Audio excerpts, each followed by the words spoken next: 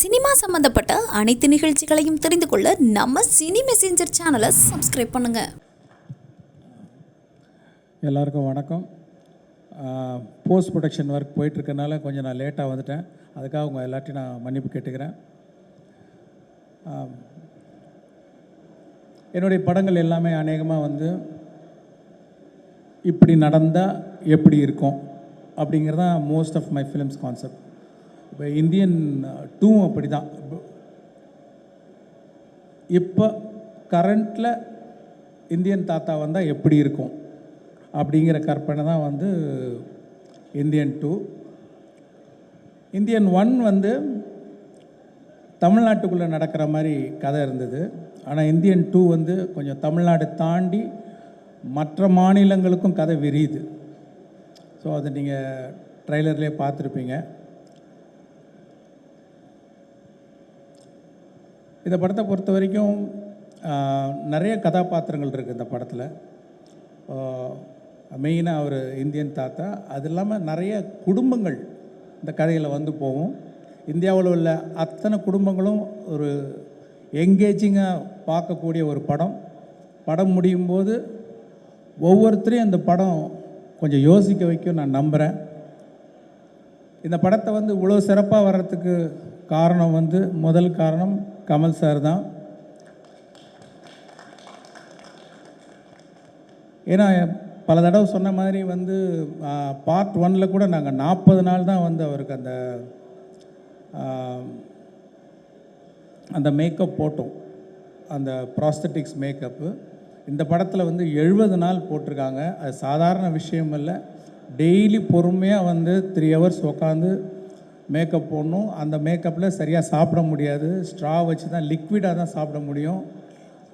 Shooting முடிஞ்சும் நம்மெல்லாம் போயிடுவோம். ஆனால் காலையில் ஃபஸ்ட்டு எல்லோரும் வரத்துக்கு முன்னாடி கமல் சார் தான் வருவாங்க. ஷூட்டிங் முடிஞ்சு நம்ம எல்லோரும் போயிடுவோம். கடைசியாக அவர் தான் போவார். ஏன்னா ஷூட்டிங் முடிஞ்சாலும் அதை கலைக்கிறதுக்கு வந்து 1 மணி நேரம் ஆகும். ஃபஸ்ட்டு பார்ட் 1 ஷூட் பண்ணும்போது நாள் வந்து கமல் சார் அந்த மேக்கப்பில் வந்து நிற்கும்போது ஒரு பயங்கர ஒரு சிலிர்ப்பு ஒன்று உண்டாச்சு. இப்போ அதே சிலிர்ப்பு 28 வருஷம் கழித்து அவர் ஃபஸ்ட்டு மேக்கப் டெஸ்ட்டுக்காக போட்டுட்டு வந்தப்போ எனக்கு பயங்கரமாக அதே ஃபீலிங் வந்தது. இன்னொன்று, ஒவ்வொரு நாள் ஷூட்டிங் நடக்கும்போதும் வந்து கமல் சாருன்னே தோணாது. ஒரு இந்தியன் தாத்தா நம்ம பக்கத்துலேயே உலவிக்கிட்டு இருக்கிறாரு, இங்கே பக்கத்தில் இருக்கார் அப்படிங்கிற ஒரு ஃபீலிங் தான் வந்துட்டுருக்கோம். கமல் சார்ன்றதே வராது. அதை நான் ஃபீல் பண்ணேன். அதுவும் இல்லாமல் அவருடைய உழைப்பையும் அவருடைய டெடிக்கேஷனும் சொல்லிக்கிட்டே போகலாம். பார்ட் 1 பண்ணும்போது பார்த்திங்கன்னா அப்போ ப்ராஸ்தட்டிக்ஸ் வந்து அவ்வளோ அட்வான்ஸ்டு ஸ்டேஜில் கிடையாது. அதனால் ரொம்ப திக்காக இருக்கும்.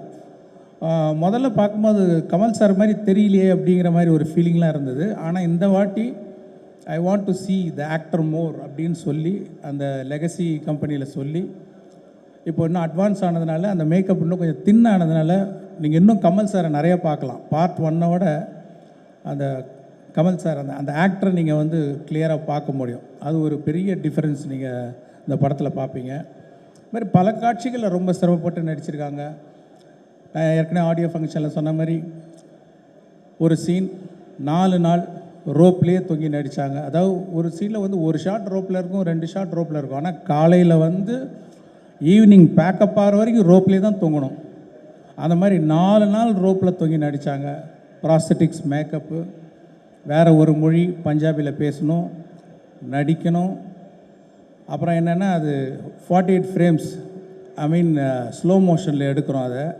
அதனால் அது என்ன பண்ணோன்னா, முதல்ல டயலாக்கை பேசி நாங்கள் அதை ரெக்கார்ட் பண்ணோம். 12 ஃப்ரேம்ஸில் ரெக்கார்ட் பண்ணோம். ரெக்கார்ட் பண்ணோன்னு அது ஃபாஸ்ட்டாக ப்ளே ஆகும். உங்களுக்கு தெரியல, சிக்கி சிக்கி சிக்கின்னு ஒரு மாதிரி ஃபாஸ்ட்டாக வரும் சவுண்டு.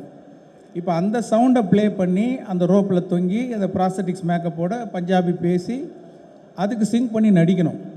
அவ்வளோ வேகமாக போகிற அந்த சவுண்டுக்கு வந்து கேட்ச் பண்ணி நடிக்கிறதுன்ற யாராலையும் முடியாது எனக்கு தெரிஞ்சு. வந்து அவ்வளோ சிறப்பாக பண்ணியிருக்காங்க. பத்தாவதுக்கு கையில் வேறு ஆக்டிவிட்டி, கை ஏதோ வரைஞ்சிக்கிட்டே இருக்கும். அந்த மாதிரி ஒரு சேலஞ்சிங், என்ன சேலஞ்சிங்காக அவங்க கொடுத்தாலும் பண்ணுறாரு அவர். இதை விட கடினமாக என்ன பண்ண முடியும், அதுக்குன்னு ஃபோர்ஸ் பண்ணுறதில்ல. அந்த காட்சி அமைப்பு அப்படி இருக்கும்போது அவ்வளோ பெஸ்ட்டாக பண்ணி கொடுத்துருக்காங்க.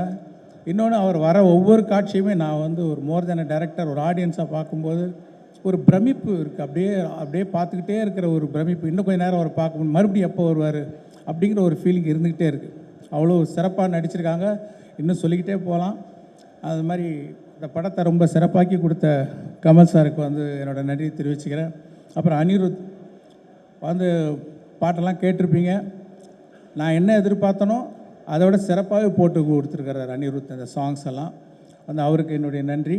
நான் ஏற்கனவே சொன்ன மாதிரி ஒரு டியூன் வந்து ஒரு ஓகே சார் எவ்வளோ பர்சன்ட் சார் அப்படிம்பாரு, ஒரு 80% ஓகே அப்படின்னா அதெல்லாம் ஒத்துக்கவே மாட்டேன். 100% நீங்கள் திருப்தி ஆகிற வரைக்கும் நான் டியூன் போட்டுக்கிட்டே இருப்பேன் அப்படின்னு சொல்லி ஒவ்வொரு பாட்டையும் அப்படி போட்டு கொடுத்துருக்காரு. தேங்க்யூ அனி. அப்புறம் இந்த இவ்வளவு பெரிய கனவை, இவ்வளோ பெரிய இமேஜினேஷனை வந்து என்ன தான் இமேஜின் பண்ணிகிட்டு இருந்தாலும் அது இமேஜின் பண்ணிகிட்டே தான் இருக்கணும். அதை வந்து செயல் வடிவாக்கணுன்னா அதுக்கு சுபாஸ்கரன் மாதிரி ஒரு ப்ரொடியூசர் இருந்தால் தான் சரியாக வரும். அவருடைய சப்போர்ட்னால தான் வந்து நான் என்னெல்லாம் நினச்சனோ அதை வந்து படமாக்கி பார்க்க முடியுது. ஸோ அவருக்கு என்னோடய நன்றி தெரிவிச்சுக்கிறேன். இந்த படம் கம்ப்ளீட் ஆகிறதுக்கு உதவியாக இருந்த தமிழ்குமரன், செண்பகமூர்த்தி அவர்கள், அவங்களுக்கு என்னோடய நன்றி. ரவிவர்மன் வந்து அதான் சொல்லுவேன், நீங்கள் வந்து தாத்தா மட்டும்தான் வர்மம் போடுவாரா, நீங்களும் போடுங்க. என்ன வர்மம் பார், ஒளி வர்மம், அது ஒளினாலே ஒரு வர்மம் போடுங்க அப்படின்னு சொல்லுவேன். உடனே புரிஞ்சுக்கிட்டு ஏதோ ஒரு மேஜிக் ஒன்று பண்ணுறாரு. பண்ணி முடிச்சுட்டு வந்து நிற்பார், என்ன சார் அந்த ஒளிவர்மம் வந்துடுச்சா? இல்லைங்க இது ஒளிவர்மம் இல்லை, இது ரவிவர்மம் அப்படின்னு நான் சொல்லுவேன். அவ்வளோ சிறப்பாக வந்து ஒளிப்பதிவு செஞ்சுருக்காரு. அப்புறம் நடிகர்கள் வந்து சித்தார்த்,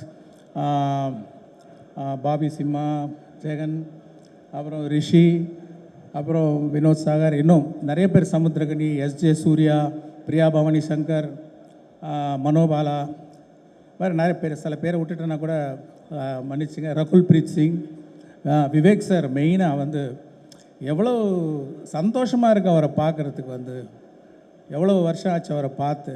ஆனால் இந்த படத்தில் பாருங்கள், ரொம்ப வித்தியாசமான ஒரு கதாபாத்திரம். அது வழக்கமாக சொல்கிறதா வித்தியாசமானன்ட்டு, உண்மையிலே ஒரு வித்தியாசமான கதாபாத்திரம். அவரோட டைமிங், அவரோட ரியாக்ஷன் எல்லாமே வேறு மாதிரி பண்ணியிருக்காரு. அவர் வரும்போதெல்லாம் அவ்வளோ சந்தோஷமாக இருக்குது பார்க்குறதுக்கு. அந்த சந்தோஷம் கண்டிப்பாக வந்து அவருடைய ரசிகர்களுக்கு மட்டும் இல்லை, எல்லா ஆடியன்ஸுக்குமே வந்து ஒரு சந்தோஷமாக இருக்கும். இன்னும் வேறு யாராவது நடிகர்கள் பேரை சொல்ல விட்டுருந்தேன்னா மன்னிச்சிங்க. அதே மாதிரி டெக்னீஷியன்ஸ், அந்த குணால் ராஜன், ஃபஸ்ட் டைம் அவரோட ஒர்க் பண்ணுறேன். வந்து இழைக்கிறாரு சவுண்டு.